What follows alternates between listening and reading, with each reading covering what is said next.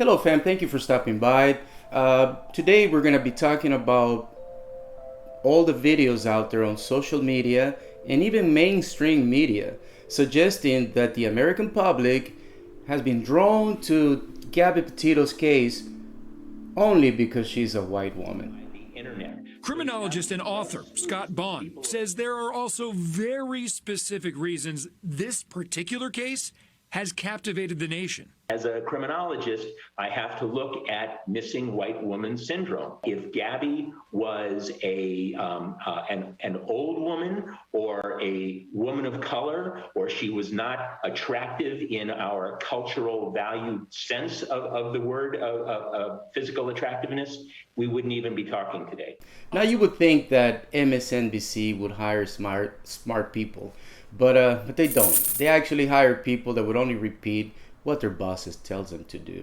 So in this case, I believe Joy Reid delivered a bitter and hostile remark. Check it out. Saying that no family should ever have to endure that kind of pain. And the Petito family certainly deserves answers and justice. But the way this story has captivated the nation has many wondering, why not the same media attention when people of color go missing? Well, the answer actually has a name: missing white woman syndrome. Yeah, why Joy had to inject racism into this case? Because that's all she thinks about. I believe the reason why Gabby Petito's case got a lot of coverage, one of them is because it's a domestic violence. Now, a lot of people goes through domestic violence, not only in the United States, but all across the world.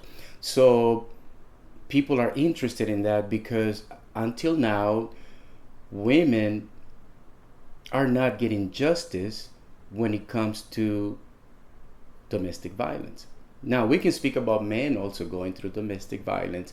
Men can also be a victim of domestic violence, but women tend to suffer the most. It is a delicate issue because domestic violence can be found in the lowest part of the city, worst neighborhoods, and also in some of the best neighborhoods. So it's a case that everybody can relate, you know? Then the other thing is that we had a story to follow. The moment the boyfriend came home without Gabby, that's the moment that a lot of people became interested in the case, because now you don't only have a missing person, now you have a potential suspect. And even though he was not called a suspect right away, a lot of people were interested in the case because they right away believed that he had something to do with the disappearance of Gabby Petito. Now, an article from Insider says that people are drawn to this case, and the media is actually exposing this case and making it go viral because the lady is white. I don't buy that either, you know? The reason why, well, and then they want to defend their case by saying that over 700 people were missing in that area and they never got attention because they were indigenous. But the 700 missing, they start from 2011 all the way up to 2020. Not to say that it's a small number. I mean, that's a big number. But the reason why it didn't go viral is not because they were Native Americans. It's because there were lack of evidence. There were also no resources to follow through. Why no resources? Because it is in a reservation, Native American reservation area, and law enforcement had limited jurisdiction, meaning that sheriff, FBI, and even the local Native American law enforcement were working separately.